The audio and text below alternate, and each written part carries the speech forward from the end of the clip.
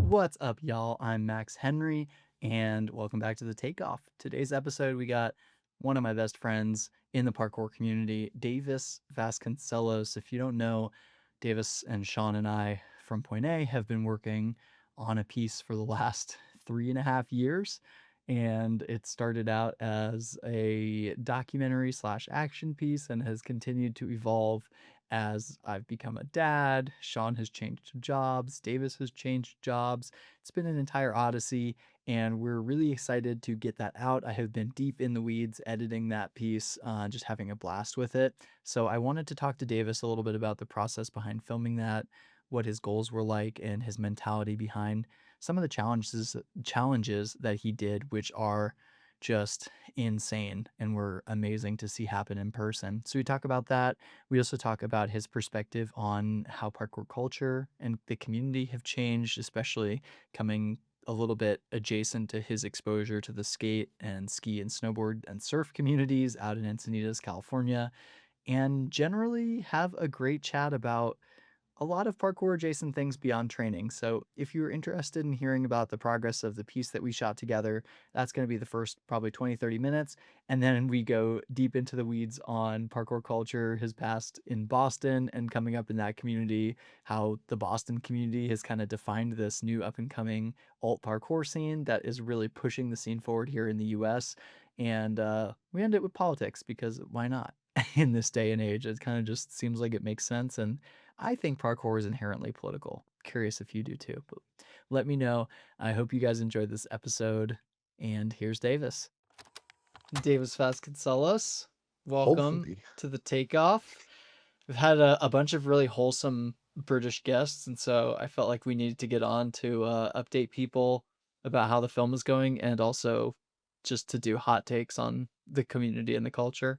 Oh, And baby. that's where we're at. Now, did you end up going, speaking of culture and community, did you go to Discourse Jam this past weekend? No, dude, I felt so bad. Wyatt had hit me up. Like, I want to say, I feel like we talked like last summer.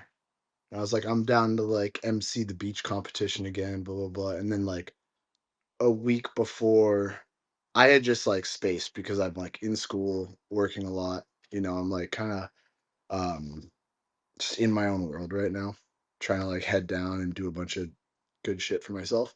Um, and he hit me up like 5 or 6 days before. He's like, "Hey, we still on for like Discord for what?" And I was like, I felt horrible, dude. I was like, "No, I'm not gonna be able to make it." Like, I bartend on the weekends now, so it's like Friday, Saturday, and Sunday. Almost every weekend is blocked off, and I can get time off, but I didn't have enough time, so wasn't able to make it out there. But it looked sick. It looked like they had a really good show out. Um, so yeah, I'm bummed to miss it this year. Yeah, I remember you told me about it. I think you sent me the dates in the fall because we were originally Yeah, looking to get a cut up to potentially premiere at Discourse. Obviously, that didn't happen because no I did not have dice. time to dig into it really until this past month. But yeah, what's the deal with our video, Davis? Where's our I video don't at? know, Max. What's the deal with the video? My part's done. I've done all I can The- do. No, I think I don't know. I gotta ask Margot almost what the deal with the video is. She's the big holdup right well, now. The she's child. the big holdup. The big holdup was that and me working a full-time job and being a Yeah, dad. But I now should we have are in learned the how to edit to not put it all on you. I feel like still pretty bad about not ah being able to help with that at all. oh no, you're good because I that is my joy and passion is I actually really love putting it together. But like, why don't we talk? It seems like a good place to start. Yeah, So, we started filming over 3 years ago now. January yeah. 2023 was actually our first filming date. What was your goal going into the project, and how has that changed in the past 3 years? How has your life changed in the past 3 I years? feel like people are probably like, hopefully, people aren't super tired about hearing about this project at this point. But I mean, my goal going into the project in summer of 2022 was meet up in Vancouver, start filming a sick project in like, you know, I feel like the goal for what the project was has changed so many times. Um, and I think like I'm happy with the way it's changed. But yeah, I think the goal is like meet up in Vancouver, start filming, and then get a life changing parkour injury at the after party and change our entire outlook for the video. Um, but then yeah, And Scott January saw came you working on around. your acro, and Ed needed to make sure that you couldn't become Yeah, too much of a hybrid he was like, this athlete. guy's He had to take becoming you too out. hybrid. He's gonna challenge my high rocks time, so I have to take him out of the game. Um, if they had like a beer high rocks, maybe like a beer mile, but for high rocks, maybe we'd go for that. I feel like Dom and I could create a powerful team for that. That Um, it'd be a good time. Um, no, I think like once January came around, at that point, I was like, all right, let's see what we can do now. I mean, the recovery process took a lot longer than I think I was hoping for, and so much of it was mental. And I think the filming for the video part and the doc ended up almost becoming like a recovery process in and of itself of like, oh shit, is this like something that I've like just lost the touch on? You know, I feel like the first like 4 weekends that we filmed, I was like, I'd come home and like talk to like Nora or Jimmy or like any of my other friends that have experience filming stuff and being like, dude, I just like, I don't know if this is gonna happen. Like, I feel like I'm just wasting everyone's time, you know? And then we like built momentum up and I felt more and more confident filming. And then like there were obviously setbacks sometimes where I'd come out to Colorado for 3 days and like leave with nothing and be like, dude, fucking Max and Sean probably hate me. This sucks. I'm so bad at this shit, you know? And then I don't know. There actually, was, one of my favorite scenes, I'll say this, one of my favorite scenes that I'm editing is that you were looking at this massive standing level arm jump downtown Denver. I oh think my it's God. 15 and change, and we posted up there for like 2 hours. And it is actually, I think, gonna be, I think it's gonna make it into the film because I think it's one of those where like you really get to see you do so much insane stuff in this. And I think that like for me it started, I kind of had this idea of like, well, I want to film you and tell a little bit about like your backstory and where you're at in the community Yeah. now, and obviously highlight all the crazy stuff that you're doing. But then it has kind of transformed because I think you've also like we hit it at this really interesting point in it kind of everybody's life because I wasn't a dad when I started Yeah. doing this and became a father. It's been a crazy 3 years. It's been very busy for everybody, and I think that we kind of tapped into this period for you where it feels like a very like coming of age past 3 years, kind of like finding yourself, and that's definitely Which where is funny to the do in your late narrative. 20s and not your I early think that's 20s when common for you're parkour people though. We yeah. spend the first like 5 to 8 years of our 20s just traveling the It's world like and Peter Pan training syndrome to the parkour. max Yes, or alternatively, professional athlete lifestyle without professional athlete pay. without the pay. Yeah. Yeah, Journeyman. um, exactly.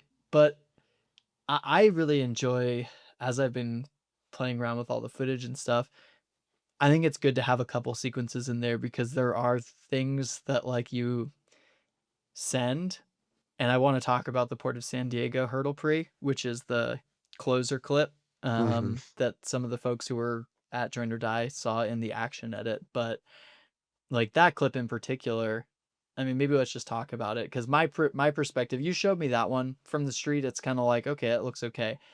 When we went up there, I was just, I was like, no, dude, it is fine, but it's so not fine. It's like Yeah. one of those where it feels like the if you are 5% off in any direction, it is going to go very poorly very quickly. So I Yeah. guess why don't you describe that challenge and then yeah, describe the I'll process of going describe through it, that. but in the podcast, I want all of the actual descriptors to be bleeped out. Yeah, we're not dropping any clips in. We're This is not getting dropping people anything. well, Let nobody me paint that you a wasn't at Join or picture. Die has seen Let me any paint. Let me footage. So paint you a picture of paint a what we're picture. talking about here. No, I think I remember 2023, Jimmy and I, he was like, "Dude, do you want to like we can go scout some stuff out." This was like before the first trip. So we went around, we went to like UCSD, we went SDSU as well, I think, and didn't find much there. Around These are all in San Encinitas. Diego. Yeah. Yeah, for All anybody who these like doesn't know, you live. different San Diego uh college campuses and stuff. That's like I think the majority of parkour spots in San Diego and California in general is just like there's so many. All the University of California campuses are like the main spots, you know. Um, but I remember drive when I would drive to the airport. You go by the Port Authority for San Diego, and there's this big causeway over this road. And I was always looking at it, and I was like, "There's something here. I just like don't know what." And then um, one day Jimmy and I went down that towards that direction to look at some other challenges like the Little Italy spot that we filmed at as well. And we saw it and it's just like this is at the point in my parkour where like my favorite thing to do, as most people probably know, is like hurdle freeze and stuff. Um and there's just that causeway down to this like super skinny wall, this like hurdle surf pre or hurdle perpendicular pre that I was like I have no idea if this is possible at all. Like maybe you'll just have to con the drop or something, but um we went up and looked at it and took some shots, sent it to you and Sean. And I remember sending it to you guys and you guys I think Sean responded to the photo in the group chat with a question mark. And I was like, fuck, maybe this isn't like a thing at all. Maybe I'm like being genuinely delusional about this challenge and it's just not a thing. Um And then for the next 2.5 years, we just like I would go by it once a anytime I would travel, but I would go down and look at it like once a month alone. And it like Mhm. got so in my head and it became a genuine mental problem for me that I was like I would like go to sleep at night and like be like thinking about it and it would like flash into my head. Um and it just scared the shit out of me, man.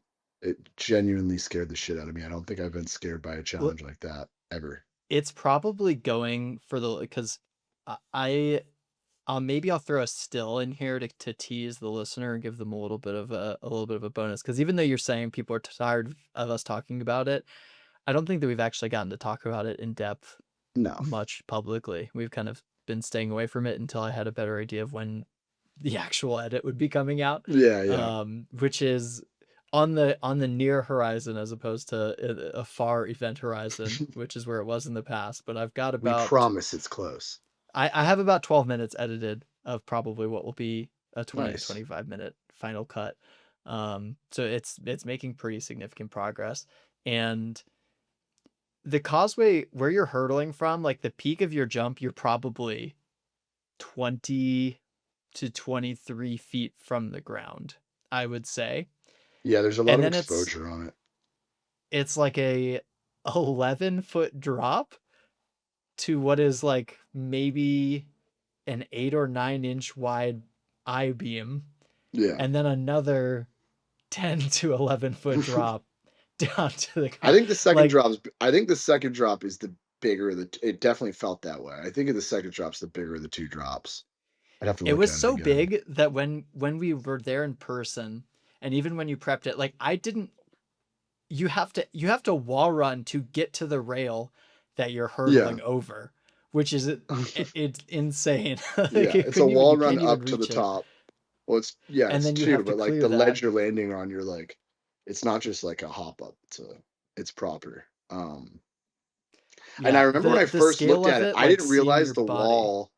I didn't realize the wall I landed on was just it like a beam, you know? Yeah. I thought it was like a platform. So I was like, oh, this could be sick. You could like side flip off the causeway and then like do something. Then I got up there, I was like, oh, you have like one option here.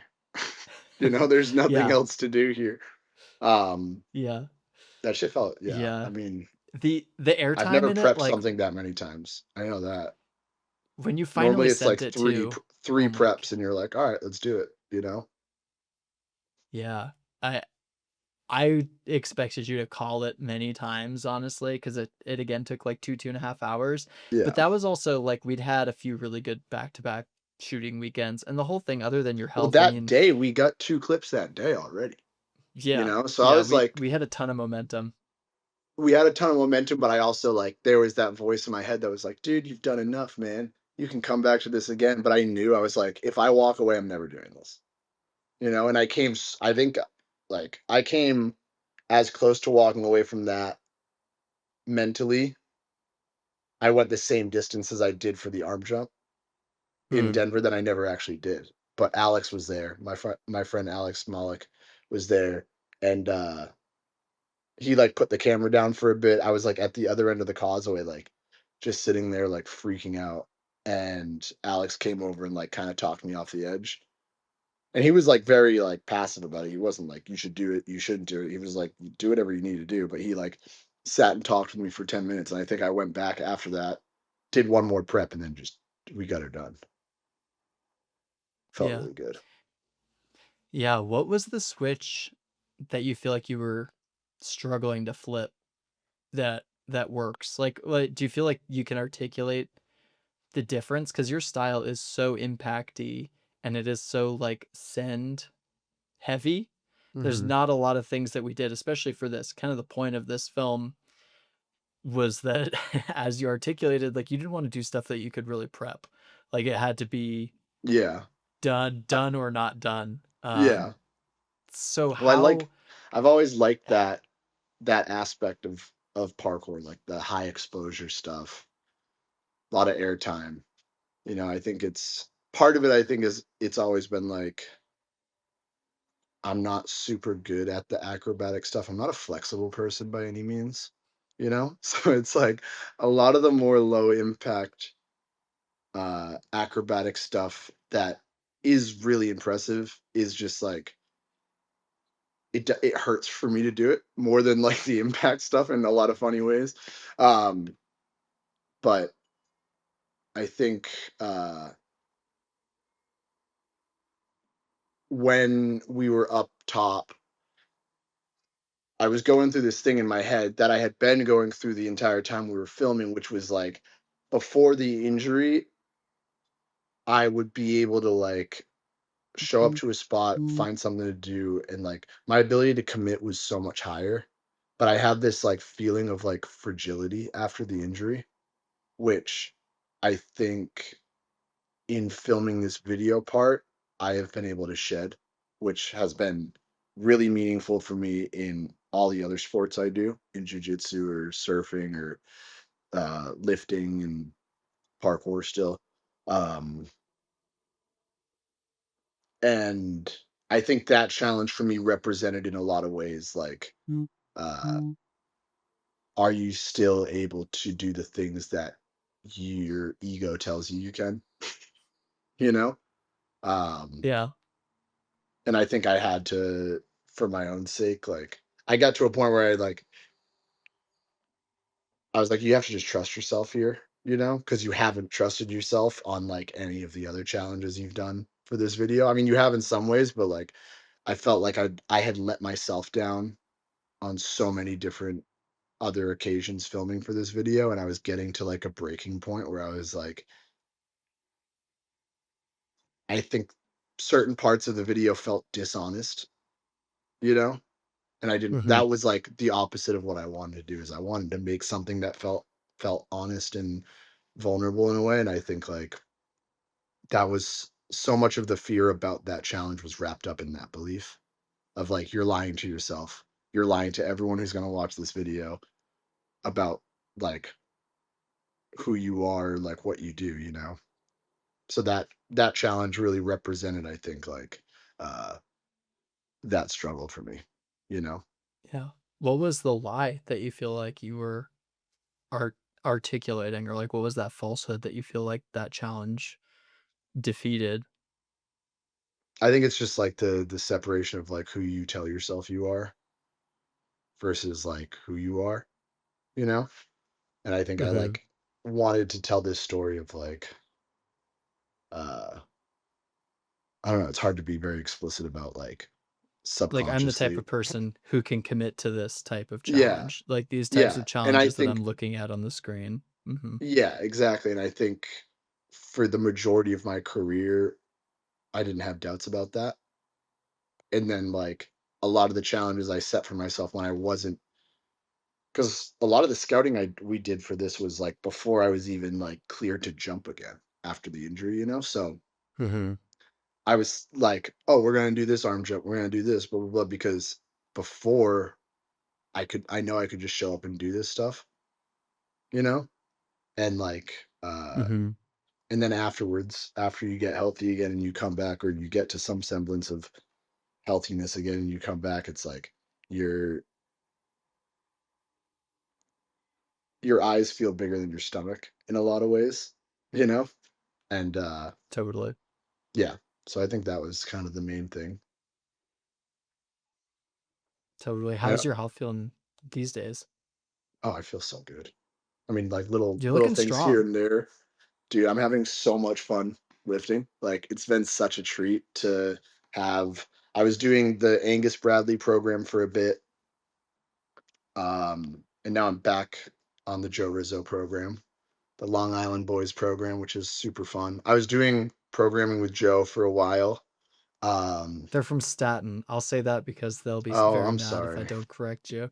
Oh, It's I'm gonna okay. get in so much Staten trouble Island and now. Long Island, that would be a a severe miss for their self-worth They're if gonna they come were for me labeled now. as Long Islanders. Yeah. The Vinny Staten Island Vinciguerra is the Long boys. Islander. Yeah. Oh, okay. Well, I just assume they all live on the same block because I've never been to I any of their They all houses. sound and look like they could live on the same block, I but just no. imagine them all at like 12 years old wearing wife pleasers and running around causing absolute mayhem in their town. Um, no, but I was on Joe's programming off and on for a while, and then in the past year, I kind of wanted to just like buckle down and um, kind of commit to like sticking with it for a while and not really taking breaks and everything. So I started on the Angus Bradley program because it had a lot of like general physical stuff as well as the Olympic Mhm. stuff. Got to a point where I felt pre-injury levels of strength again, and then decided to hop back on the Joe Rizzo programming and focus mostly on just the Olympic stuff because the technique and all that feels so good and is so fun to like get into the nitty-gritty bits of. Yeah. Um, Does he I've been also loving it, man. program TRT and peptide amounts for you, or is that Yeah. a self-guided? Okay, Yeah, all the good. D-ball that I'm doing now is comes straight from Joe's lab. Unlabeled Staten Island, Mhm. made in Staten Island. Just Well, vials, speaking of random vials coming from New York. He doesn't tell me what's speaking in them, he of just sends them. oh my gosh. I was gonna say that, yeah, we were talking about them being loud 12-year-olds running around the block. I was listening to a recent store podcast where I think they were talking about who the OGs in the US community are that are still around. People may not realize that you started at the same time that I did because you're a bit Yeah. younger than me, but you're in '07 is Yeah. per your interview is when you saw Speed First Airman. Yep. So I remember, I think you were probably 12 or 13 the first time I met you. My first Davis memory is Dylan Poland.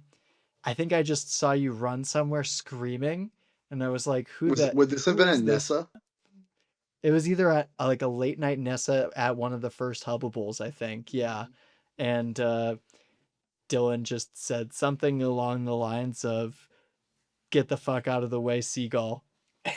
Yeah. And so I think you were just running around the spring floor or something as a 12-year-old. So, Didn't know what would I you was care to doing then. explain for the audience your background in Boston, where the nickname Seagull came from, and what those early days training with the Hub boys were like?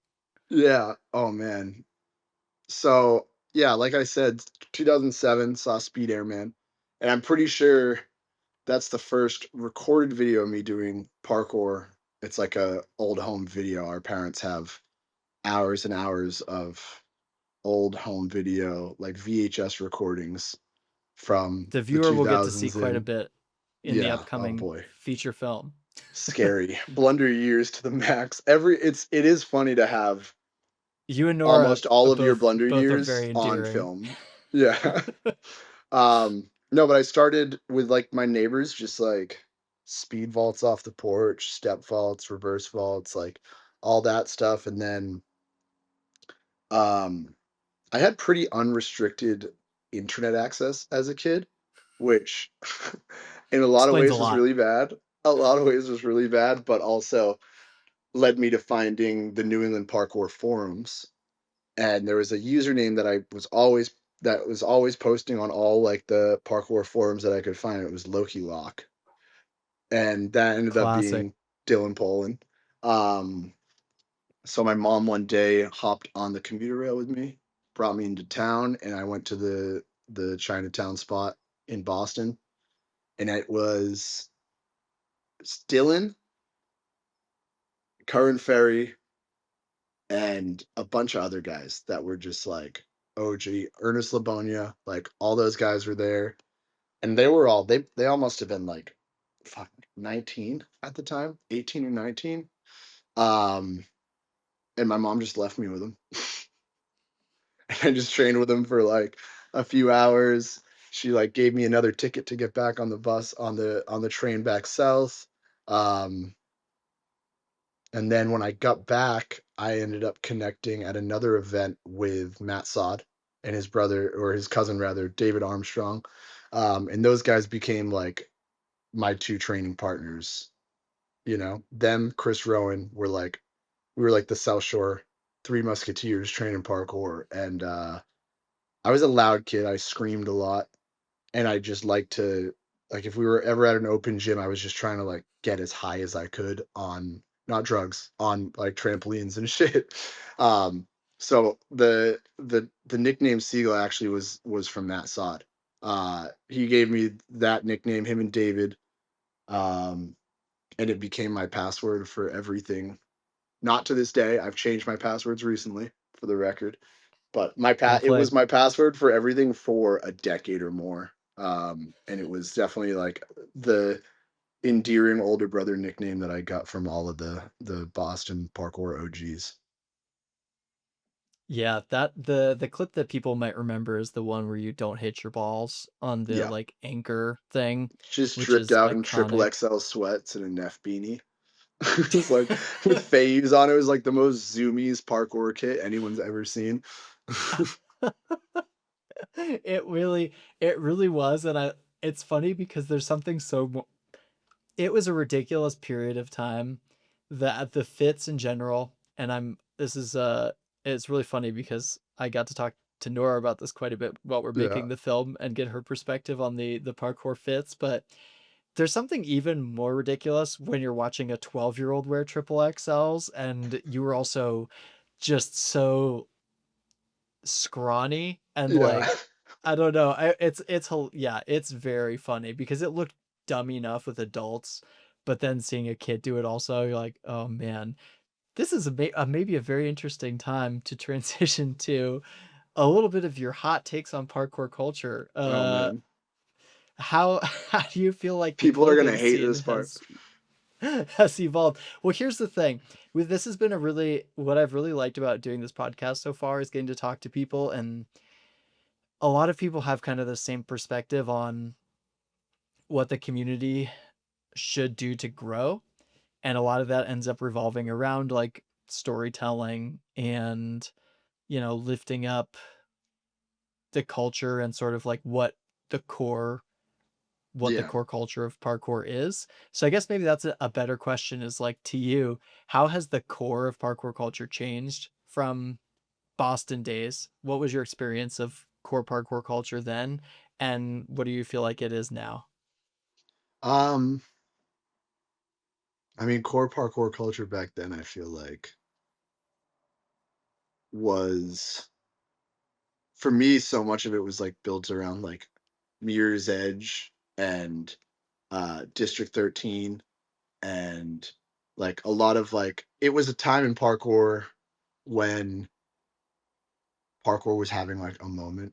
And I feel like we always retrospectively go back and like kind of blame those guys for being like, oh, they didn't grab the moment hard enough. You know, it was like I remember when like Art of Motion came to Boston, all that stuff.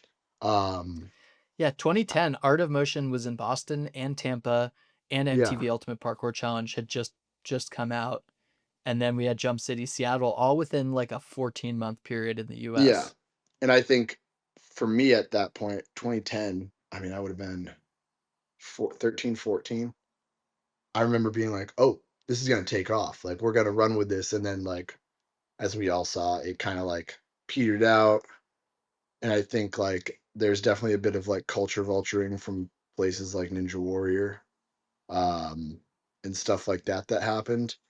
And then I think by the time that I was like out of high school doing NAPC, Sport Mhm. Parkour League, and starting to get into like the chase tag stuff, I think I had just become so cynical and bummed out because it was becoming very apparent that the route I had taken in parkour, which was the idea of like being a professional athlete, um, wasn't going to happen the same way it did in other sports. So I definitely like, I think a lot of my hot takes at that point, like late 2010s into early 2020s recently, um, was framed on that like, uh, that feeling of being, uh, I don't know, Kinda not like that feeling missing of the being boat. anything yeah, I'm kinda missing the boat and also just, like, being bummed out in myself for not taking, like, the right path, you know? But the right path is bullshit. There's just paths, you know? I think there's probably wrong paths. Uh, like wearing There's fingerless definitely wrong. gloves, if you want a hot take. Ethan Rudd, love you. Stop wearing fingerless gloves. No, they're cool. There's definitely a level of, I'll agree like, with you that fingerless gloves are not cool. I will also agree with you but I that think so Ethan is a there's a lot of beast. cool stuff coming out of it, you know, like the old Pac Sun belts, the old Mhm. cloth belts that are hanging out of people's pants now. It's so cool. I think those are also no, I think um a lot of those like hot takes and like the jadedness that I had was yeah, very much from like this feeling of like I worked so hard to be a good athlete and like go to competitions, like I should be making money off of this. And that's not how it works. That's not where parkour was. I think we're seeing with people like Brandon Hooper now that there is like a chance Mhm. for that, you know, people that are gonna just be like major athletes in the sport and are gonna push the culture and push the boundaries. And I just hope that they get like properly rewarded for that from the sport in any way that they can, you know. Um Yeah. How far out do you feel like we are from that? Because I think in the US, like we're seeing, the sort of competition circuit cementing itself. yeah. And I do think you're right that in the 20, I think parkour's popularity peaked in terms of Google searches, which is a bad metric because people don't search for stuff on Google when they know what it is. So if People you also, look I at, feel like, don't search for stuff on Google anymore. well, Like, that I that feel is like true. everyone is like all the things that people find are like fed to them through the algorithm, or they're like asking Chat GPT. And maybe Chat GPT, when it queries Google, pops up on the Yeah, metrics, I you think know, but I that's feel fair for the like last like 5 years. But I think if you look yeah, at 2010 to 2016, so if you use like Google popularity as a metric, which I think for people over the age of 20 at the time is fair, mhm, like it did peak then, but there was no infrastructure. Like there were probably four gyms in the US at that point, yeah, and people would go, "Oh, parkour, that looks so cool. I want to learn." Nobody was teaching them. There's five events around the country that you could yeah, go to, spread out over an entire year's calendar. And then people would just kind of be like, oh, cool. I guess, well, I don't really know how to engage with this sport. And now we're at a exactly. point where I think every state in the US has at least one gym. A lot of states like California or Colorado have three Multiple. to five or more. Yeah. I mean, Massachusetts, there's like Massachusetts has multiple hub locations. Denver has and four they're both parkour like gyms. insane. I remember Yeah. being at like the first because I basically Dylan was like, "Yo, I was in college, my first semester, super bummed out, super depressed, not having a good time. I had like pulled away from parkour and was just doing like track in college. And then I remember Dylan was like, "Yo, how you been, buddy?" And I'm like, "Not good." and he's like, "We're opening a parkour gym. Do you want to come be a coach?" And I basically that would have been December. And I basically like dropped out of college and was just like, "I'm gonna do this parkour thing." And I remember going into Hub the first time, and there was basically a slant wall, and what else was there? I think there was a slant wall and maybe like a bar and like a wall set up, and I was like Just the when losing you my first mind. walk in from the office area, it was just that Yeah, corner by the that like corner was yeah. built out exactly, and I was like so fired up. I was like, "Oh my god, this My is wall sick. flips are This gonna is get like, so good. yeah, I'm gonna get so good at wall corks and I'm gonna become a professional athlete." And it's like then when I started coaching, there were like all these little kids like Brandon and like Will and Geo. And I was always like, damn, these kids are like so young.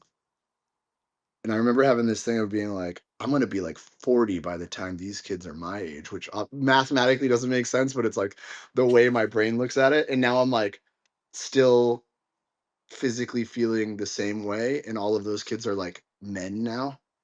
And they're Yeah. training in these two new facilities that are massive and that are like I don't want to say state of the art because I don't know how it's wood, but they are state of the art. They're amazing parkour facilities. Probably some of the best in the country, if not the best in the continent, other than Origins. Um, Mhm. and it is like I think if you take a step back and look at where parkour has come, it has matured in a lot of ways. Um, just through the infrastructure, the fact that they can afford to run two massive facilities in Massachusetts, like that is a proof of concept for Mhm. what the sport's doing.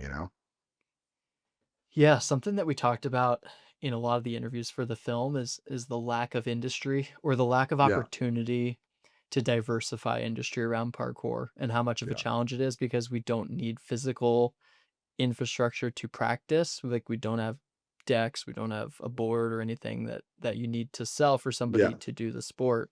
So everything that people are supporting financially, they're doing by choice and they have to choose your brand over whatever random cheap like ASIC shoe that they get. They decide to mhm. spend the extra $50 and get a Strike Movement shoe instead or store. And it is interesting because in a way, I'm going to make a comparison to gymnastics here, not from a sport history perspective, but the way that I'm seeing parkour's industry develop is more similar to something like gymnastics, where Yeah, kids who do gymnastics don't buy a set of parallel bars for their house. I mean, if they're obscenely wealthy, maybe they do, but most kids that do it, the industry is like it's just around coaching and events and yeah, competition, and obviously with meats. the insane funnel up to, yeah, the Olympics in the case of gymnastics. So it's got a much more commercially oriented, or I guess there's a maybe not commercially oriented, but it has a very visible It's like endpoint for a organizationally gymnast's career. organized in the sense of like kind of like the same way like Olympic weightlifting is, where it's like, uh, I mean, Olympic weightlifting has a bunch of gear. You have like tier and Yeah. two pood and like uh, all of those gear companies, but like there's this overarching hierarchy of administration in the sport that not so much in the US, but like in a lot of European countries, they have like these massive government funded training facilities that are like Mhm. designed to funnel kids up into this sport to do the Olympics and to be professional athletes. And I think that's kind of what I always hoped for with parkour. Obviously, that means doing fig Yeah. competitions. So now I'm going to be a shill for fig because Well, that's what. Yeah, if it no, gets you that's paid, no, if it I'm gets you I'm paid, very man. much Who on the cares about the opposite end of culture? that. No, That 100%. is That's a it's joke. definitely on my brain from reading Callum's book recently. I'm almost done with it, and it's been a lot, Dude, I essentially bought the that book entire like 2 second weeks ago, and I'm still waiting for it to arrive. I'm worried Great that it got sent British to one of Bookshop my is too slow. it's the damn tariffs. They gotta pay their tariffs? Maybe it's in the Strait of Hormuz. Maybe it's halfway there. It's just stuck They're there. shipping it inside a barrel of oil from yes. You're gonna get it signed by a Saudi prince, and That it's would be gonna stay so there for so sick. long. That would be Well, so the sick. interesting thing though is like for a long time I think it there's a big cultural comparison to action sports like BMX Mhm. or like skateboarding. But then now that I'm thinking about the industry and how it's going, it does seem to be closer to something that's educationally driven or competitively driven even, Yeah. um, like gymnastics. I don't know how I feel about that. I don't know. What are your thoughts? Because my other question, as we kind of talked about the core culture when you started, and we it was a lot of the like nerdy gamer kids, which makes sense because we all had to Yeah. find out about it randomly online and then be obsessed enough to research it and figure out how to do it on our own without any Yeah. resources. And that did tend to tap into the Naruto headband wearing Mirror's Edge Vibram five finger shoe Yup. crowd that many of us were adjacent to. But how do you I guess how would you like reconcile capstone street parkour with an industry that seems like the only way we're building viable infrastructure is through like a type of competitive funnel that you just said we're looking at sports like Olympic lifting or gymnastics, which are like entirely reliant on the commercial potential of the Olympics to manage. Like what is Yeah. core culture for you now? I mean, I still look to people like Capstone and, um, I mean, even what some of the guys up in LA are doing with like Plant Mag and uh the videos that Manor's producing. And I think I haven't delved into it too much, but I mean the French community seems to be every time I see a clip from a French athlete and I go to their page, they have as they're doing like street shit, like gnarly fucking shit, and they have like 500,000 followers, you know? So there's Yeah. clearly something happening there because they're not all like a lot of them are doing like viral content, you know, and like stuff to work the algorithm. But a lot of their content is just gnarly shit, like real like street clips. And like they have more followers than like a lot of my friends who are like successful or the people I know that are successful like skateboarders or snowboarders, you know? Hmm. Um so it's I think parkour is in this weird space where we have that competition organization happening, like a la gymnastics and weightlifting, but we also still have a very vibrant street community that's carving their own path and doing it for themselves and like maybe not making the money that they deserve to be making, but they're doing it like strictly for the love of the game, which is so sick. Um, I wish they would get paid more. I wish there was like almost like a Thrasher or just like some brand support so that those kids were able to make it. And I'm assuming a lot of them are doing that with like whether it's just viewership counts or smaller Hmm. sponsorships that they can like piece together, you know? Um, I still I very think that's much go ahead. I was gonna say I think that's a great example of that is the Commons, which is Yeah. trying to do that on on a small scale. But I do think that what the Commons is doing is essentially looking at Thrasher as a template of like how can we at a probably 10x down scale financially Yeah. support athletes, but still if you're making a few $1,000s to film and release a video part, like when I was in my early 20s, I probably spent 5 years of my life living in my car where I Yeah. maybe made $10,000 a year, like Yeah. potentially less than 10K a year for probably 5 years. So, if 3 of that could have come from filming a video part, sick. Like that's Yeah. amazing. Obviously, it's not enough when you have more responsibilities and you kind of Yeah. have a partner or a kid or, you want to start to plan your life beyond what it looks like at 23, but I do think that for like a Brandon Hooper, God, I really want to see Brandon Hooper do a street part. By the way, I'm just gonna throw this out there again, Dude. because Dude. he is so It would be amazing, and it's so hard to fucked up. appreciate. It's hard to appreciate how phenomenal of an athlete he is. I've actually never. I don't think.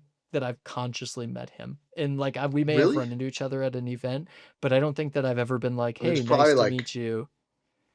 yeah, I feel I'm like sure we were adjacent at many hubs where he was a child and I was a training, child. you Yeah, know? he was Yeah. grommed out for sure. He was grommed out. Still doing nuts Um, stuff at that age. But but it's hard to yeah, I appreciate it think because you just see gym clips and I'm like, I only know from having been to the OG hub how messed up a lot of it is. And then you yeah. get like 3 Or street seeing like clips a the year stuff and that they're he so did in sick. like the finals at Origins, you know? Yes, exactly. You're like, "Oh, wow, okay, well, if Daryl and Xander and Tim Are can't even struggling. touch it and he's flashing it, Yeah. I know that that's gonna be insane." It's insane, dude. I remember the first time I saw Brandon after it was I think it was like I saw him well, I don't remember the year, but it was basically like a 2-year gap or a year gap. And I mean, kids he goes through puberty and he hits a growth spurt, but it was like I was stunned. I was like, Dylan is giving you steroids. There's no way that this is happening any other way. Dylan is running like a Russian style doping program out of Hub. Is the only explanation for any of this stuff. No, but it was incredible. And then like just the gap in the size of the things that those kids are doing. I mean, like kids like Will have been doing insane level size stuff the Yeah. whole time because Will has like the ideal parkour body type, which is really small person that's really strong, you know? He has Jimmy Pereira body. Like, him and Jimmy Pereira 100%, have the 100%. same bodies type and I mean, they were style. both How old were they when doing you they were started both training the training with same them? challenge at Joiner. I think was it the first Joiner die or the second Joiner die? The big I Kong free. remember this. Yeah, That thing was insane. The fact that Will yeah, was bouncing that is like superhuman shit, man. Like yeah. I will it's say nuts. you and Rizzo both did it, right? What no one So, cares. superhuman. I'll throw it out there that you did bang that out, but No, it's not superhuman for someone who's 5'10" or however tall Joe is, 6'1" to do it. That's like we should be hitting that concrete. I mean, yeah, I don't know how tall Will is. I want to say at the time Will was probably like, and don't crucify me because I'm gonna get this wrong, but he's in probably not my listening. mind It's he was fine. like 5'3" at that time. You know, and I know that's not true, but the way I saw Will at that time, I was like, 9 he's a years five old, foot. Yeah, four he's a eleven. child. He rides his bike with training wheels to the spot and then does a 12-foot concrete third try.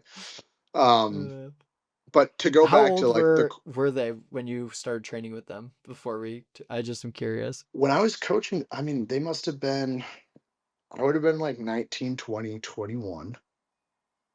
So they would have been, I want to say they're like 7 years younger than me.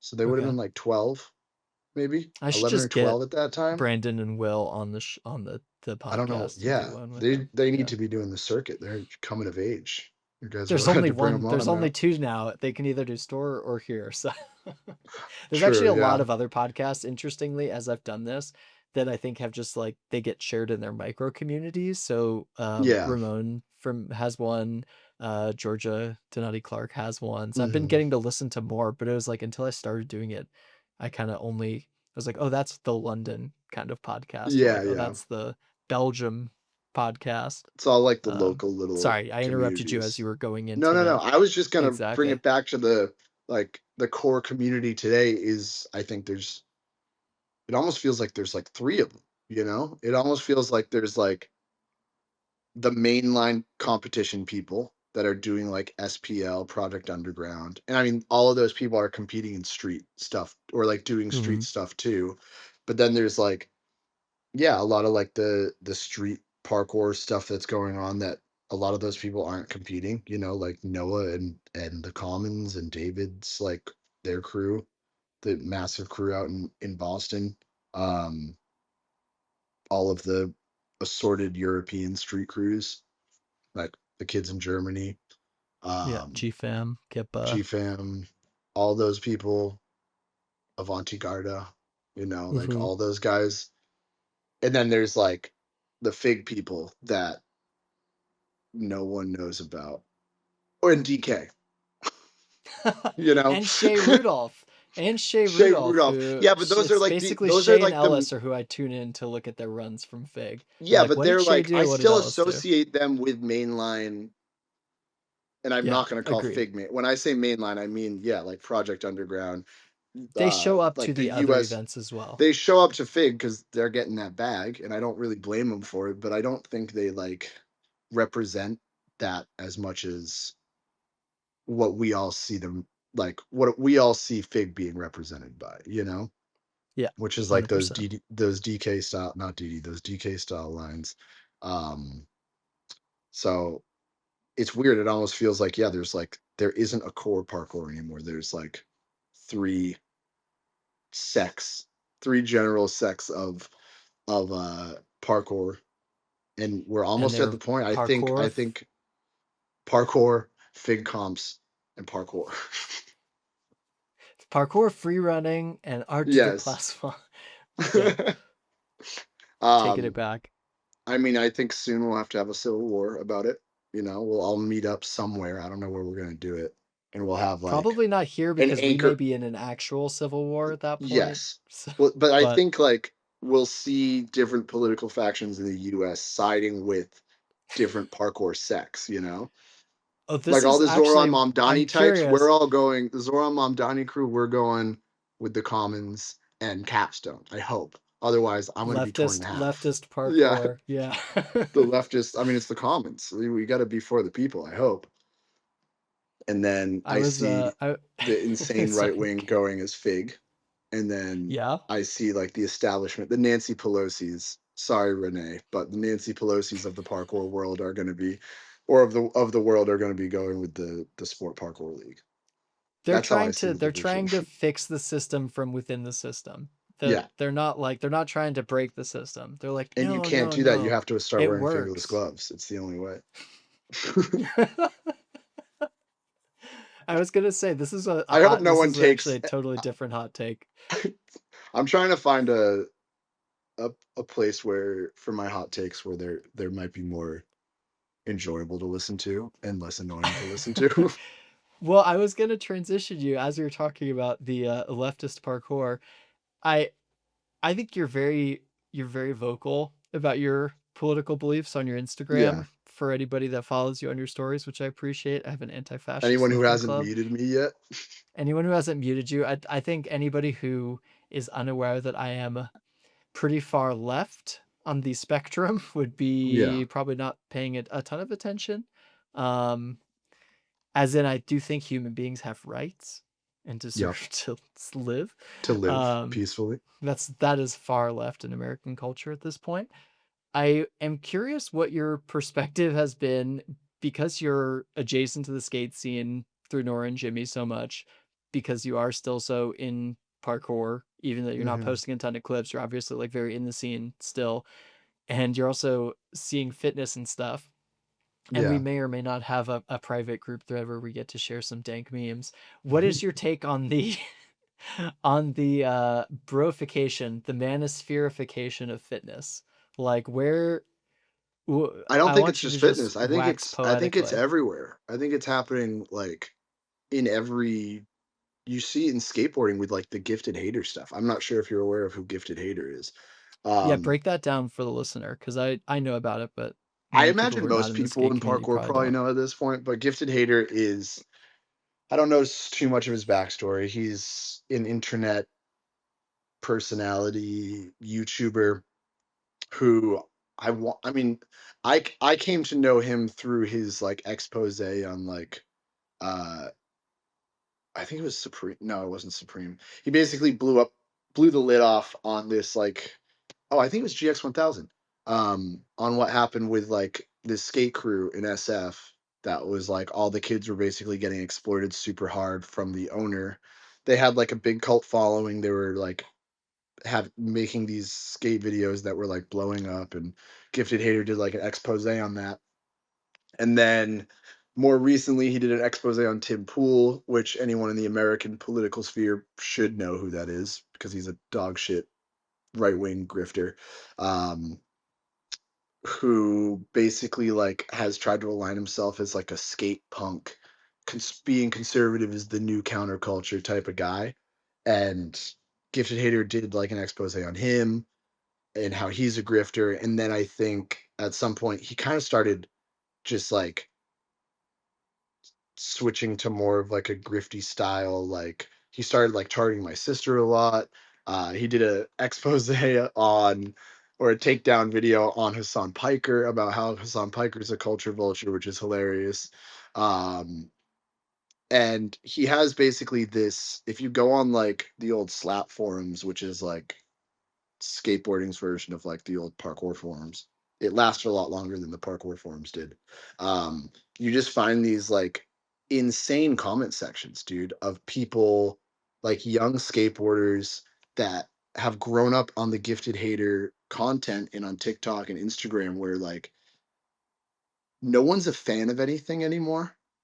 You know, Hmm. everyone is just like everything they see is just like this sucks, this sucks, this sucks, this sucks for whatever reason, you know? And I was actually talking to Jimmy about that recently because when him and Nora started skateboarding, like the biggest thing in skateboarding was demos. So any local skate Mm-hmm. park would have a demo every once in a while from uh like real skateboards would come by or Baker skateboards would come by and their whole team would come and it would like all these local community kids that once a year they go to their skate shop and buy a DVD and get to watch their favorite skaters get to skate with their favorite skaters and meet them. And he was like, dude, nowadays, because demos still happen and there's still like a way that a lot of these brands make money, but he's like, you go there and like the young kids aren't there. It's all people our age that are still like fans of us, you know? Yeah. And he's like, the young kids, like the new up and coming skateboard kids are they're like just super atomized, super internet brained, and they're just on Reddit and 4chan and TikTok, just getting so angry all the time. And it's like what if it might not be necessarily like always so super politically aligned the way the manosphere is, but it still Mm-hmm. is very much this culture of like kids being so jaded to such a high level that they don't enjoy anything. Everything is I just definitely outrage feel like farming. there is this like nihilism that Yeah. sets in. Um, And I think and that it's comes really from the interesting. economic Yeah. nihilism that we feel, you know, and the political Hmm. nihilism. I mean, like, if I was growing up right now, I'd be like, I mean, I'm bummed out already. But if I was like in high school right now, I'd be like, I don't what the fuck is the point of this system? Like, this system is not creating anything for us, you know? And I think that Mm-hmm. shows itself um it shows itself in like the hatred and the xenophobia and all that stuff because people like Andrew Tate and the rest of these manosphere people give an easy answer. It's not the right answer, but it's like an Mm-hmm. easy answer. We're just like chicks suck. They're taking what you rightfully have. Trans people suck. They're taking what you rightfully have. And I think I don't know Gifted Haters politics, but the things that I've seen from him are the same thing. The It's the stuff he was same saying about Nora were very incel adjacent, like oh, very exactly. like It's incel coding. so. Whether or not you're Yeah. actually like a true believer of that stuff, you are like it is that same message of like we're not here to build anything. We're here to break shit Mm-hmm. down and make people feel like shit because that brings you to our level and then you know, everything's fine because you feel like the way I do, you know? So I do want to bring this back. I mean, it's funny because anyone who listens, the reason I'm asking you is people might not know that you're a very smart person. I actually have a I ton think of respect I for don't know about how that. smart you are. I I will say that some of my favorite conversations that I've had about politics and culture and society, I think you're very observant, and I think that you're a good aggregator of information from different sources, which to me, I would I think that's a better indication of intelligence than many others. Um, I did good but on my a lot SATs of by people the on way. here, you did. What was your SAT score? I don't remember, but it was high. 1600. What's the Nice. top? What's like the 1600 out of the two, and then when they added it's the also third, so funny to be like, I'm actually 2400. smart. I did great on my SAT score. I don't know what the range of good SAT scores is, but I remember I remember showing like my parents and they were like, "Oh," because I always tested well, like when I was in school, but I would just like I'm not doing Dylan homework. Poland, valedictorian. I'm gonna throw that out there right Is now for that I Dylan didn't he Poland. never told me about that. Yeah, I feel like that's something yeah. that would I have was come up also in valedictorian conversation. in high school, so we Yeah, no we one's we talked surprised by about that, being though. nerdy. No Just one's surprised boring, by nerdy you being a white guys. valedictorian, nerd. Well, the reason I wanted to hype you up though is because I do genuinely think you're very insightful. Thank you. And people may only know you from yelling "Yeah, boy" and starting naked parties at SPL. So I wanted to I'll posit that there's another side of Davis. Mhm. And I do want to bring this back to kind of what we were talking about with the like the commons and maybe like the alt parkour scene, for Yeah. lack of a better word, that I think is popping up. Because in a lot of ways I also see that as being deconstructive of culture and critical of culture, which I think like all kind of alternative scenes, that is a Are. healthy sign of a community, is Yeah. that you need to have like obviously people who are constantly working to uh push back against whatever the like rigid structures that form around the culture Mhm. are, to identify what is helpful and what is like prune the dead stuff. um but it's interesting because the people that you talk about in that scene are like David, Egg. They're not like, it's so far from being this like nihilistic. I think there is a sense of adjacentness to this like nihilistic manosphere Well, I think everyone in that hopelessness, generation is but feeling it, right? it's flipped. Yeah, but Yeah, I like think how that's did the how thing. That's the why difference have they flipped it? between well, they have like better answers to it. I think everyone in society at that age, like, is dealing at our age, and younger. I would say like probably starting with millennials is like the first generation to start feeling that nihilism. But it's and every time this happened, like this is the same as like Europe in the 1930s. Is like there's two paths out of that, right? Is like you can go the right wing path of fascism and like uh creating Strongman leadership. Yeah, even I mean, and I think strongman leadership pops up on both sides of the political spectrum. I mean, you have like that's Stalin, fair. you know, um, and Hmm. Mao, he was right about some stuff. I'm gonna go to prison for that one now. No, uh, but I think As long it's as we don't it's share it on it's Instagram. yeah, I think it's less of like necessarily the strongman stuff and more of just like what is your solution to the nihilism and for the manosphere. It's punching down, uh it's blaming the I think the easy targets. It's like, oh, women are the Hmm. reason that I'm not getting laid. Immigrants are the reason that I get paid shit wages at work. Trans people are the reason that I can't win at competitions, or I can't get fifth place at competitions. um and then you have people like Egg and David, and like those discussion circles that they do at Join or Die, that it's instead of leaning into the atomization of the culture and leaning into the nihilism, it is like the only true way to, I think, resist those feelings of isolation and atomization is like you come together as a culture and you open up. I'm going to name drop a parkour gym. You open up the discourse, and you start having conversations and having mutual support for each other and giving each other a place to navigate these ideas and navigate these feelings in a way that um I mean, it allows you to, as a left-wing person, allows you to get the correct answers to these issues of Hmm. nihilism and stuff. Which is like It's being there for supportive and each other. constructive. Yeah. Exactly. And I think like there's the moral argument against the right wing trend that we see of like it's obviously bad because it leads to fascism and it leads to marginalization of vulnerable communities.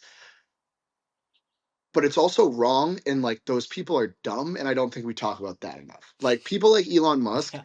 and Peter Thiel, like everyone's like, well, they're evil, but like they are smart and they started companies and they it's like, no, like the ability to gain power in a system is not a sign of intelligence.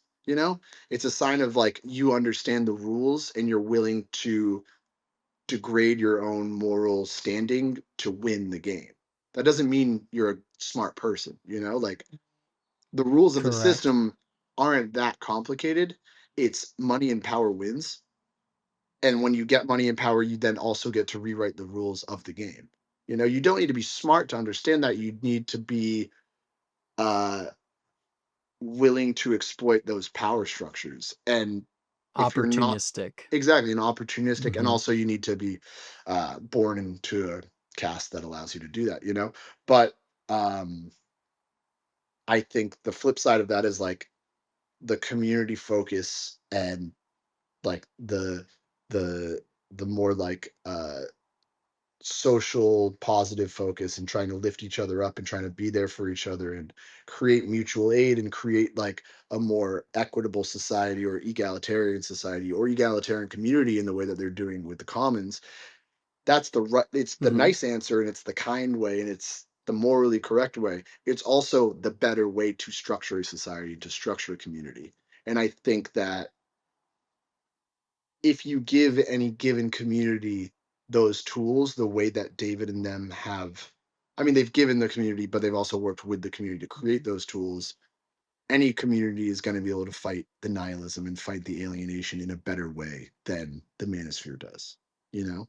And I think that's a very long Hmm. tangent to just say they're better people than the manosphere, but they're also smarter and more correct in solutions to the issues we're facing. And I do think it's something that we don't talk about enough. You know, I think like at least in America, the framing is always like, well, yeah, like the left is more empathetic, but they're also naive and like the real world doesn't work that way. And I'm like, the real world works however we structure it to work, you know? And if we're Hmm. going to create community and create structures for society, we should create ones that work better for everyone, you know? So yeah, that's it. That's the naive part. Yeah, and they'll Is like why create it's structures that naive. work better for everyone when you Yeah, could create a structure that that works better works for better for you. you at the expense of everybody else. Exactly. But I know I think I agree powerfully with everything you say. And the reason I think it's also relevant for the parkour community, again, I've been reading Callum's book, and it's really interesting because it goes through the history of the sport and kind of, what are the what are the roots of the philosophy Yeah. around our sport and its practice. And I find existentialism here a very powerful answer to nihilism if we're talking in sort of broad strokes philosophical schools. The experience of seeing the world, you know, feeling that nothing that you do can impact the world around you, and the powerlessness that accompanies that, I think we're feeling kind of generationally, and I think it is relevant in parkour because it is a And male that the social dominated sport, because contract it's a is sport. gone. I think that's The like social contract is gone, and that yeah. the promises are broken. Yeah. The Like promise there's that nothing if waiting you for work you at within the the end of this system. pipeline of grow up, get a job, go to school. There's nothing waiting for you at the end of that. Like that's for me, that's like the Yeah. message or the feeling that resonates the most, you know? Yeah. And I think that our sport is so online and is so male driven that while we have managed to kind of, I think, be in the forefront because we had conversations like, if women should be paid equally in a Yeah. competition, even if the female representation isn't proportionate to male representation.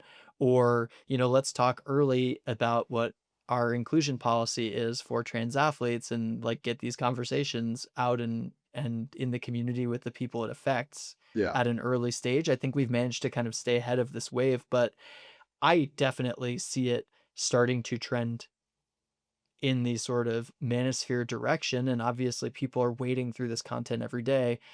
To me, the answer is, and something that I wanted to highlight about the commons and a lot of the athletes that have been involved with them, is this sort of, if the rules don't work for you, the rules of society, throw them out and write your own rules. And I Yeah. think that that is exactly what you were saying, and that those rules can be encoded in a community. They can be encoded just in yourself. Like, you can write rules that are meaningful for yourself that give your life value outside the context of these broader structures.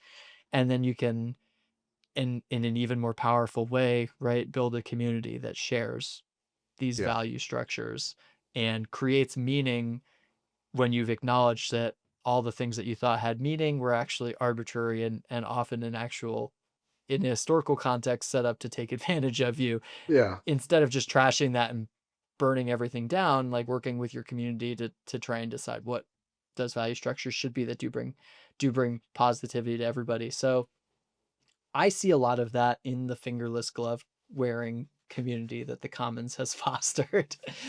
So do I, and 100%. while and while I will happily happily tell David and many of the Commons people that I do want them to use music that is occasionally less sad and angsty sounding, because there are times where I feel like the soundtracks are been too similar for many of their videos. I think that the message and the cultural shift that they portray is like so incredibly powerful, and Yeah. I think it's very liberating, and I think that they also live that out in the community and how they interact. Oh, they walk um the walk, 100%. And I think, like, 100%. for all this shit that I like, back when switch walking was a big thing, and the shit I give to fingerless gloves, and like a lot of like the trends there, I am a firm believer that like it's an iterative process, right? Like the culture that is coming out of like that counterculture part of parkour, and any iterative process is going to get shit wrong a lot, especially in like these counterculture movements where you're like, fuck the main rules. I want to like build my own thing. There's gonna be a bunch of stuff that that doesn't stick and doesn't Mhm. get remembered in the annals of history of whatever community you're in, or it does for bad reasons. I mean, an extreme example of that, right? And this is not. I want to be very clear. I am not comparing this to switch walking, kind of, but like Now I'm very excited. in the punk movement, there was a large uh I forget what time in the punk movement, but basically there was a massive moment in punk. And punk, for those who don't know, has historically been a left wing anarchist community, largely as a counterculture to like the general conservative zeitgeist going on in like the latter 20th century. Um, and a lot of those people at certain times were wearing like swastikas and iron crosses and shit like that. Mhm. And in their minds, and for a lot of them, they were trying to repurpose that and wear it ironically because it would freak people out, and they don't support that, you know. But for all of the other shit that, Unlike now, with unlike many now, people in yes. countries around the But that's the world thing that is like actually yeah. it's one of those things in punk that like ages really poorly, but the process of the thought process of like what punk was doing is still largely seen, at least from our like side of, I think, politics, was still largely seen as a very important powerful movement, especially for like all the anti-war messaging. And I mean, like the Dead Kennedy Mhm. song Nazi punks fuck off, there's clearly like sects of that movement that didn't fuck with that shit at all, you know? Mhm. And again, I don't want to say switch walking means you're nuts. It's not this, there's no level of like moral equivalence here, but I'm just saying in the sense of like a movement that is largely doing good things and has a good process is never going to get everything right. And they're going to do Mhm. certain things. And I remember when switch walking was happening, when I would like be at events chatting shit about switch walking, and like some people would be like, but this is why we do it, it's because it pisses you guys off. You know. And I You're was like, like, "Fair enough." ah, no, that doesn't work, fuck you guys. But it does. I mean, it, like the process There are iterates a few to people that are good enough that can just pull it. Like, if Ross Allen does it, he's so a, fucking I good. can't Or bring Josh myself to Malone. criticize I'm just anything like, Ross Allen does. you guys are so good that you can Ross do Allen like is whatever you perfect want at in the end every of a way to line. me. Yeah. No, there's definitely like yeah, there's like something to like switch walking where it's like you land backwards and you walk away. I was like, always sucks. But then Ross Allen will like put out a clip where he lands backwards in a way that's like so steezy. And I'm like, fuck, that probably wouldn't have happened without the iteration of switch walking. Yeah. And I have egg on my face now, you Yeah. know? Not literally No, in not the in literally. this case. No. But well, Figurative egg and on my and Ross, face. this is actually kind of where I wanted to bring this back, and maybe this is kind of like the last point that we could talk about. I think Ross is a great example, and honestly, the vast majority of the sort of like people that we're talking about, the like alt parkour scene that has popped up and the switch walking people, et cetera, it is an authentic representation of their inspirations and influences in movement and where they're drawing from. And I'm curious because you have such a broad base to draw from when it comes to culture. And, and I think like Nora and Jimmy are so tapped into their own aspects of skate culture. Like, where do you see the strengths of parkour culture right now? And like, where do you think we could draw strength from other sports or disciplines that you're familiar with and bring things in, if that makes sense? No, it makes sense. I don't know if I mean, I can say my opinion on it. I don't think I'm like Yeah, I'm tapped in not gonna enough. posit you as an Yeah, authority, but from what you see, because I think you're just tapped in enough to everything that you can get a vibe check. So I guess yeah, 100%. from a I mean, I vibe check think perspective. I think it's the same opinion I've had since 2022 of like Capstone, Commons, like culturally those they're still doing the right thing. The manner, or sorry, just manner. Um, I'm thinking of But I guess I'm thinking of an English what about music them group. to you stands out? I think one, the authenticity of it, you know, where it's like they're going through these iterative processes of like exploring their style and what they want to pull from, you know, like there's like I feel like I see a lot of like clothing choices being pulled from like grunge and stuff. Mhm, And I know that like Noah has taken a lot of inspiration from skiing or snowboarding mhm. videos rather. Um I don't know. I think that it's a really hard line to tread between inspiration and replication. And I almost like don't want to say that we should be doing anything one way or the other than like I think the process that's being undertaken right now is a good process and I think it's working and I think um I don't know if it's going to lead to parkour becoming like this viable professional sport, but a lot of that doubt also comes from the fact that like I don't know how much professional action sports are gonna last. Like, like, I don't I there's certain information that I probably can't say on the podcast. Skateboarding is dropping off significantly. Like, you can look at a lot of different professional skate teams. I mean, Lakai just disappeared. Lakai was a shoe brand for decades, or at least a decade, and they're gone. They don't exist anymore. You know, like you see it in surfing. Like surfing is falling off a cliff as far as professional sponsorships. Snowboarding is falling off a cliff as far as professional sponsorships. Skateboarding as well. Like a lot of those professional skate teams dropped like half of their athletes or not more in the past like year. Um, so I think like I was like a big proponent and uh crusader for like trying to make parkour into this like widely profitable uh, professional sports landscape where we can all make a bunch of money off of it. And I'm like, I think I'm like now kind of revisiting that and seeing, or at least revisiting my prescription for why it's not happening Mhm. and disagreeing with like a lot of my old takes about it, about like, it's not anything that we're necessarily doing wrong, but we're growing up in a time where like all of these communities are shrinking. You know, we're not in a time of economic growth, and Yeah. the arts and sports are always the first things to suffer from that. You know, um, and I think the people that are making it now are making it on their own volition, and I think we, in large part, not. I don't think we should be reverting, but I think we should be holding firm on what we do have now and being thankful for that, like being thankful for all of the European events that happen, being thankful for the American events that happen, being thankful for the communities that we do have. And like, uh,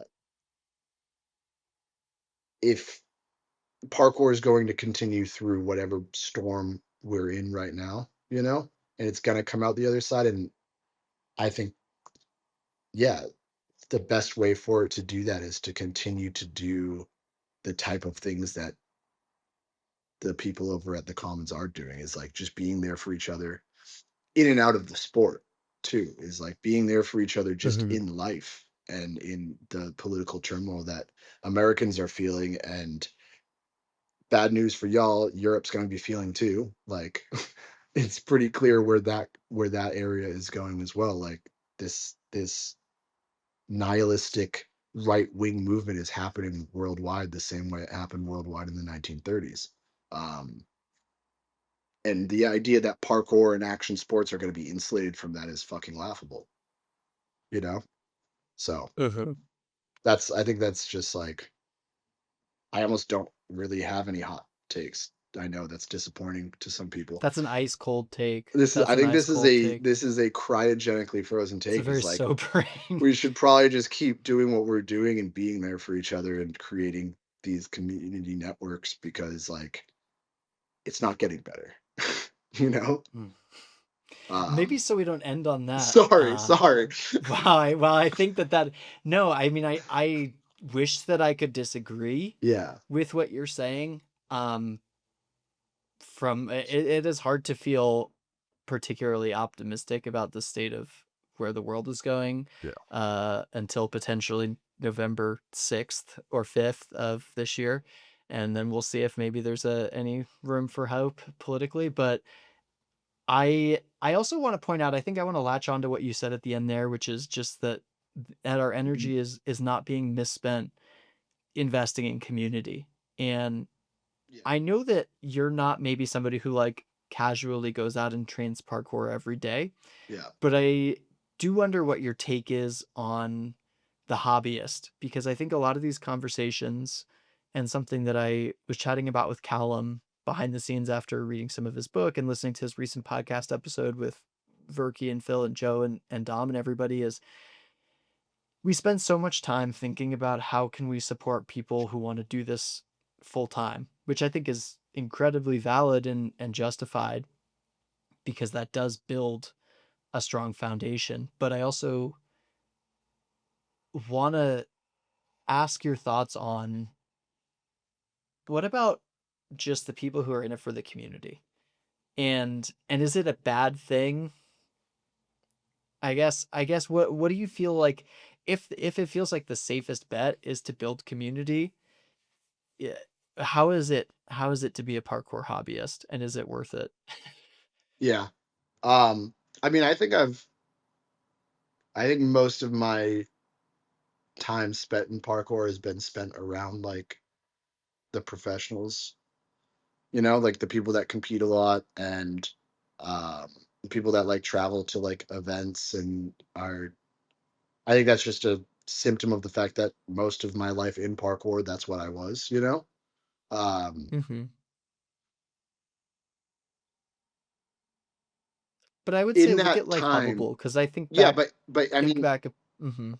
sorry, in that, I was like trying to figure out how to start this. In that time, I remember being like, or at least it feeling like I was like one of the only people in that crew that was like, why are we not just like, do you guys want to like come over and just like hang out? Like, do you guys want to just like be friends out? Like, or do we just hang out and we have to train? And I think I think the people that I remember, actually, I'm going to throw back to a conversation I had with Dylan Poland a while ago. And I'm not going to say who this was about, but it was a very good parkour athlete that we were talking about. And I was like, they had showed up at Hub for an event, and then we were all going to go grab dinner after. And they were like, no, I'm going to go home and stretch. Because we invited them. We're like, come hang out with us. We'll probably like play like D&D or something after, like go grab a couple beers. And they're like, no, I'm good. Like, I'm going to go home. And I was kind of just like, I get that, like, your body's a temple and you're a professional athlete and like all this, but it's like you can hang out with people too, and like we can all be friends. And Dylan's like, the type of people that become that good at anything are not the type of people that go and hang out with people. Like, you don't Mhm. get to have both. And that's like something in my life where it's like, I don't think anyone would doubt that I like a party. You know, I don't think anyone's gonna hear this and be like, Davis doesn't like to park. But at the same time, I was like competing at like a decently high level in parkour. Um, so like Maybe if you'd been that's, stretching, your hamstring would have been better I off, mean, though. that's no, This but is the that did problem. speak to me a lot when Dylan said that. It's something I've thought about Mhm. to this day. Is like I'm not gonna give up the social. I'm too social of a person, and I enjoy it too much to give it up. But with that comes like my ceiling in parkour inevitably was lower than it could have been because like there were a lot of times that I should have gone home and stretched and drank water and got 10 hours of sleep and I drank 10 beers with my friends instead because I wanted to be with my friends and have a good time, you know? Um, Mhm. so I don't know. I think like it's a natural it's just it is very much like that is the way it is for certain people. And I know I'm not speaking about the hobbyists, but I'm speaking about almost why a lot of the top tier professionals in the past or currently like a lot of them will struggle to relate to the hobbyists because the hobbyists are people that are like I want a social life and parkour is part of that, but there's people that are like parkour is my job and it is my craft Mhm. and it is all I care about and I don't really want to hang out with you, you know? um and that's not like them being Yeah. mean, it's just they're in love with parkour, you know? um so I think Maybe my like question, I don't even know if this is even a question, but I guess, like, the point that I'm I might curious not be answering your curious question at about all. It also. was just something I've thought about a lot Oh, of like the balance between like the parkour yeah. professionals and the parkour hobbyists. And like, I don't know. I think like every parkour event I've gone to that wasn't specifically a competition has been very social. And especially Mhm. nowadays with the way that the commons are doing things like David schedules in every time there's a join or die event, there's like a 4 or 5 hour session where there's like 80 of us all sitting down and like having a directed intentional conversation about important things in parkour. Mhm. And I don't know, I think like I don't know what else we could be doing, you know? I think like I don't think parkour is like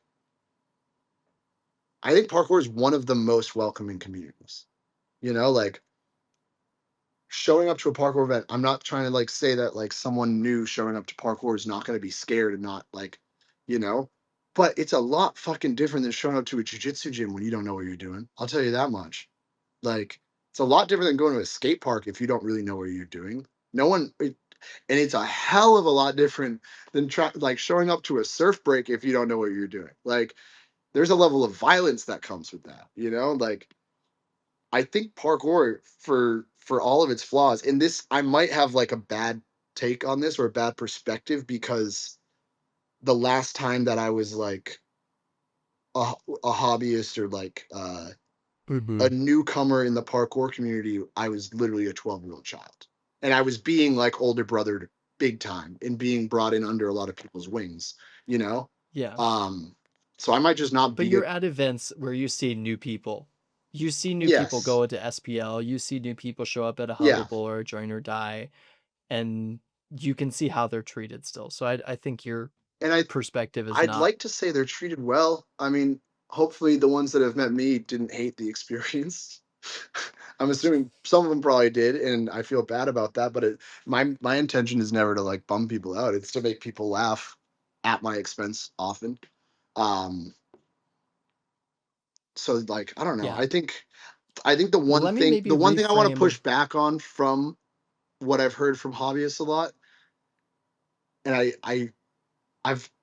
I've heard this like probably 3 or 4 times in conversation, whether I'm part of it or I'm just listening about like there seems to be this idea that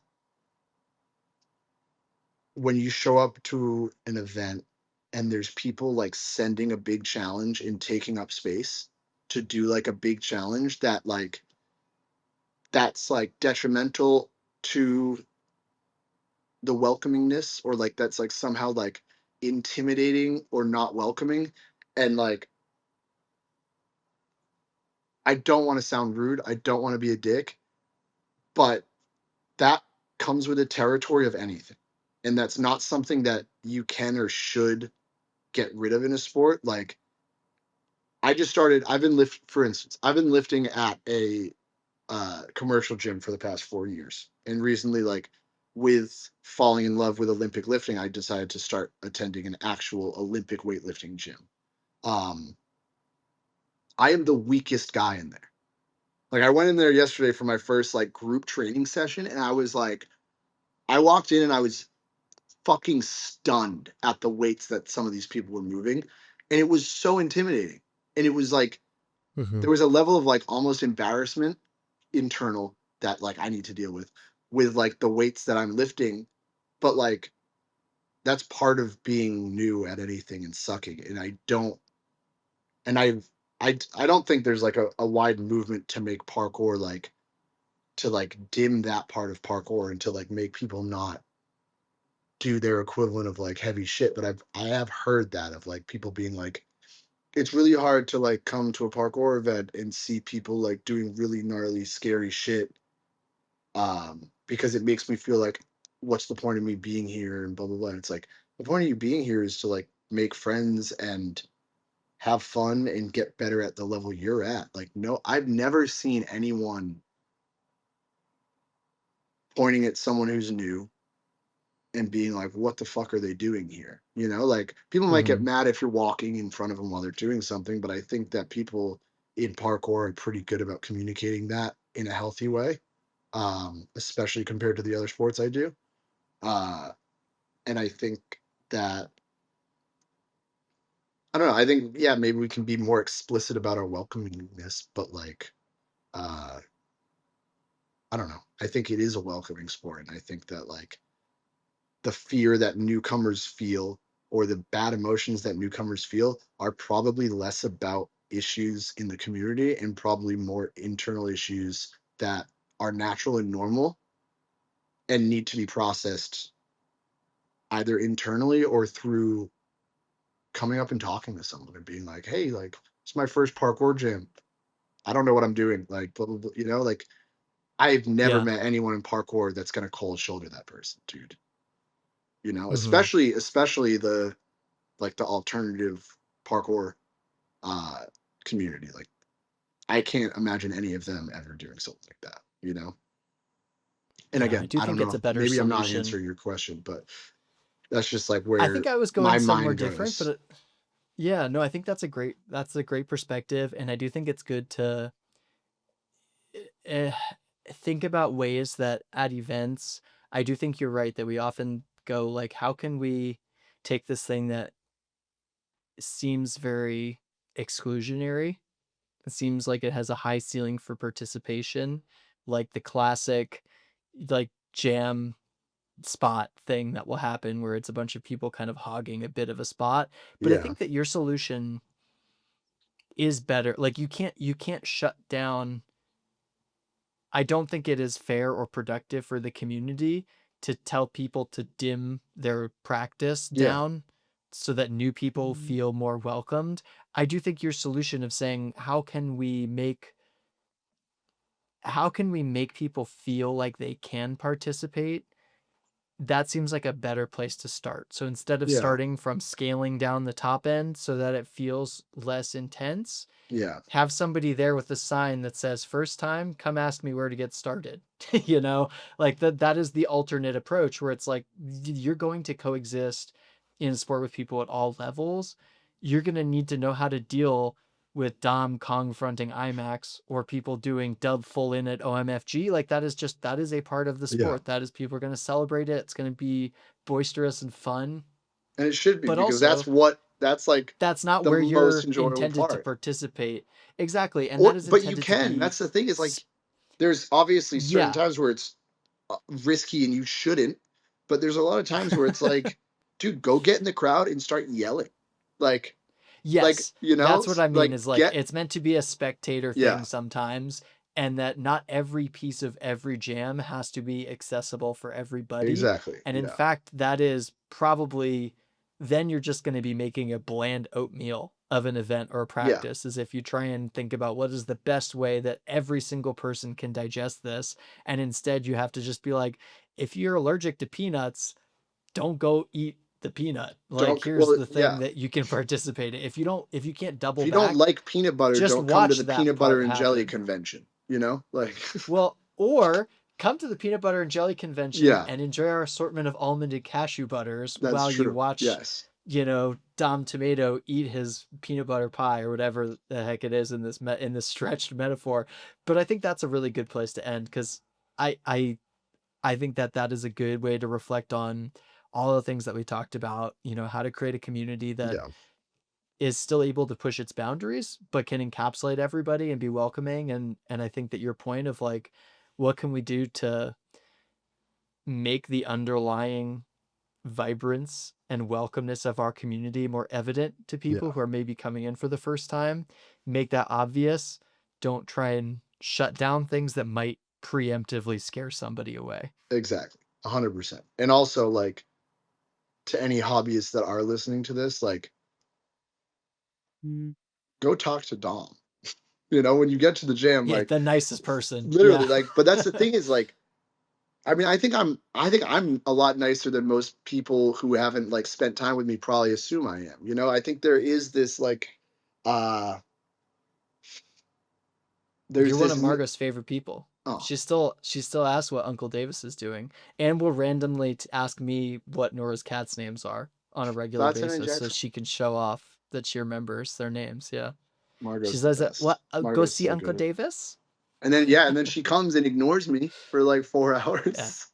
welcome to toddlers. Yeah.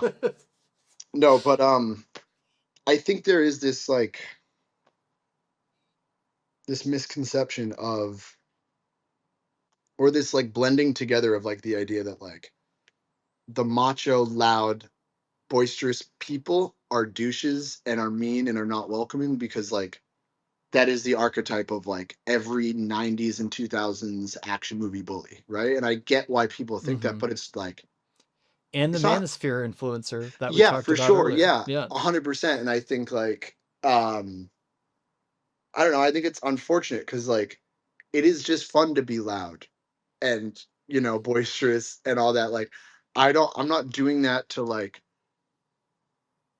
I don't know. I always just feel bad when it's like I'll spend time with someone and they're like, "Oh, you're way less of a douchebag than I expected you to be." And I'm like, "It sucks that you thought I was a douchebag." Like, and it makes me feel like I'm like, "Well, why?" And they're like, "Well, you were yelling and took your shirt off." And I'm like, "Yeah, I did." But, like, I don't know. I think and I think that's true about a lot of people that are like me. Like, a lot of us are just like, I'm doing it because I want to just get the energy up. I want to see people having a good time and, like, getting loud and getting stoked and getting excited and laughing, whether it's at me or with me, And I don't know. I just wish that that wasn't uh the first um I wish that wasn't the first assumption that people made when they meet that character type, because some of the nicest people I've met in my life have been the most intimidating people when I first meet them. You know, like, it's like the for anyone who, like, is a into, like, weightlifting and stuff is or bodybuilding, it's like it's uh the classic tale of, like, you go to the gym and the biggest scariest dude in the gym that's moving, like, that's bench pressing like 400 500 pounds, you go up to him and he's like, "Oh, like, can I help you out with that exercise, blah blah blah," and they're like the nicest, most caring person you've ever met. That is true in a lot of ways. And I think, I don't know. Hmm. I think that's what I would like people to understand about me sometimes. I don't think I'm that Perfect. Well, guy, that feels like a but great I think I'm place. usually the loudest one in the room. So as far as being loud, I would agree with that assessment, and it is a joy once yeah. you learn to not be afraid. Once you learn to let it not intimidate you. Well, the last question I always like to ask everybody is if you have a media recommendation for the listener. A Could be a media book, a recommendation? podcast, a movie, a YouTube Um, channel, a meme. ooh, ooh, a meme. There's so many good memes. Um, well, Maybe not a meme. can I drop, like, more than one if it's Yeah, you could. quick? Yeah, All right. go for it. Well, I've been watching Invincible. It's like a animated television show. New season just dropped. We're stoked. A lot of cool action fights. Um, It's almost like a deconstruction of like the typical superhero show. It's really bloody. It's really violent. It's really cool. Not helping out with my my The public masculinity image. Yeah. image. All Yeah. right. What else? I've been listening to a new band recently. They're not new, but they're new for me. Wonder Horse. It's like a British post-punk band that's really good. People should listen to them. Um, Everyone knows about Fontaine's DC at this point, probably, but they're great and you should listen to them. And uh drink a Guinness, man. It's the best beer in the world. That's not media, They but also have a non-alcoholic they have the Guinness. We best non-alcoholic It's beer a in the really good world. It's NA. so It good. is fantastic. It's I agree. amazing. I've got the 6-pack rocket in the fridge right now, so Hell yeah. I'll second that. I can drink a Guinness and I don't even need to have alcohol, so it is the best of both worlds. My good friend Awesome. Adam Buddy, is thank you not so much for drinking coming anymore and he on. drinks that. Dude, thank you for having me. Appreciate it. I'll see you soon. Not gonna do too much to wrap this one, but man, that was a good conversation. I think Davis and I can just chat about culture and community and politics for hours and have in the past. So I'm glad we didn't get too in the weeds, but this was a long one. Thank you so much for listening. Hope you got something out of it. And again, stay tuned. I'll be probably dropping another trailer in the next month to 6 weeks. And yeah, just continuing to stay in the weeds on this edit. I'm excited to get this out to you guys finally this year after going through a bunch in the process of getting this video done. And I hope you enjoyed that video and look forward to it. Got some great episodes coming up next week and the week after. So thank you for listening, and I'll catch you soon.